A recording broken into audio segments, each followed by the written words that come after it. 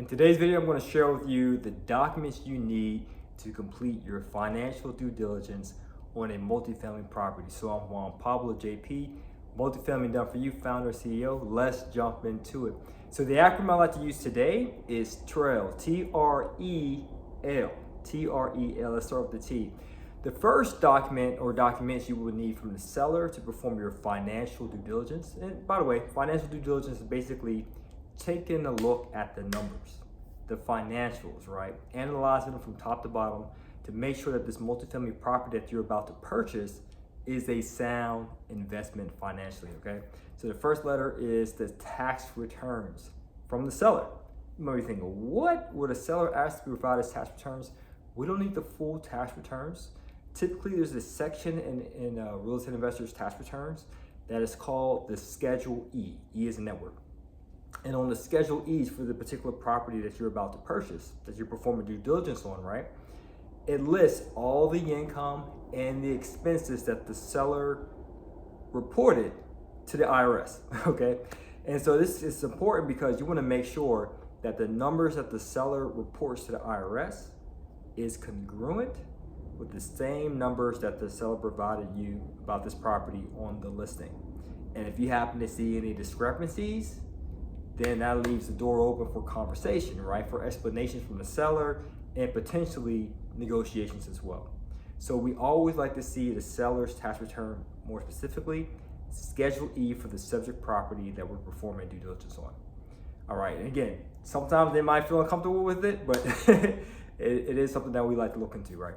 So the next letter is the R, which are the rent rolls. So we want to be able to obtain pretty much a spreadsheet. Sometimes it may have as a PDF, but it lists the tenant, meaning their name, their contact details, name, email, phone number. Also lists how much rent they're paying per month. If they had a rent increase prior to the last rent increase. It may also include, a copy of the lease as well. If the seller's organized, where he has like a hyperlink in the spreadsheet for the lease. It also outlines or provides the security deposit amount as well. So this rent roll is a database that we can actually look into to see, who's there, how much they paid, or how much they're paying, and so forth. And we like to use that too because we like to call the tenants and verify these details. It's not to say that the seller is trying to do some funny business, fishy or scammy type of things. It's basically because sometimes when we look into third-party websites and third-party organizations like Section 8 or whatever, we may see that the seller shows that the tenant in Unit A is paying $800, but we may find out through the third-party information that the tenant is actually paying $650. That's a discrepancy of $150, and so we want to see why, right? Or we might see that the seller is saying the tenant's paying $800, but the lease says $650, right? But the seller may have neglected to include the rent increases that he's done with this tenant over the years, okay? So he might not have included the notices for the rent increases, all right, which is important information. So that's why we like to see the rent rolls, because it helps us with our investigation, okay, to make sure this property is sound financially. All right, let's get into the E. The E is for the expenses, okay? So what we like to obtain from the seller, especially with utility costs, water, electric, gas, trash bill, stuff like that. We like to see and there's more, I'm just giving you a few. We like to see the trailing 12, meaning the last 12 months of utility expenses.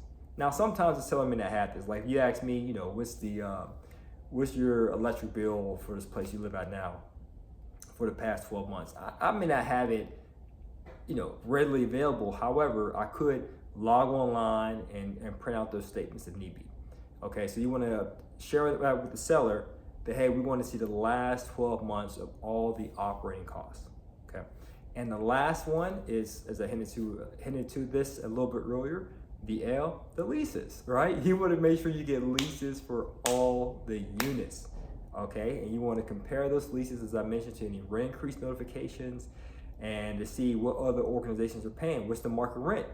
Right, you can check HUD, you can check Section 8, you can check Renometer, you can check Zillow, Trulia. There's many different third-party organizations and websites out there that share with you what the rent should be for that particular unit that you're renting out, okay? Now, obviously, the seller may not have all these documents. They may not be organized, or they may be private and say, you know, buzz off. I'm not trying to give you all these personal information like my tax returns. That's fine. We have a deal operator on our team, right? His name is John.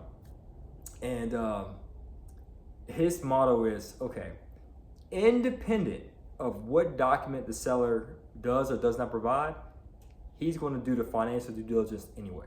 A lot of this information we can do the research ourselves without the seller's assistance. Okay, it does help, right? It makes it easier, it makes it faster. But if worse comes to worse, and the seller can't give us all the documents, we'll verify the stuff online. However, there is a non-negotiable. We must have the leases. If the seller can't give us the leases, then that's a no-go for us. All right, now if you're interested in investing in multifamily investing, right? If you're interested in that, what I want you to do is to schedule a discovery call. Just check the link below. We'll see if we're a good fit for you, you're a good fit for us, and we'll make the multifamily magic happen. But hey, you don't have to do anything that I share in this video. All that I share is this: just keep coming back, keep consuming the content, fill your brain up and have the courage, the bravado to actually take action on this. This year is your year. As always, guys, it's to your success. Continue to earn passively, live passionately. Peace.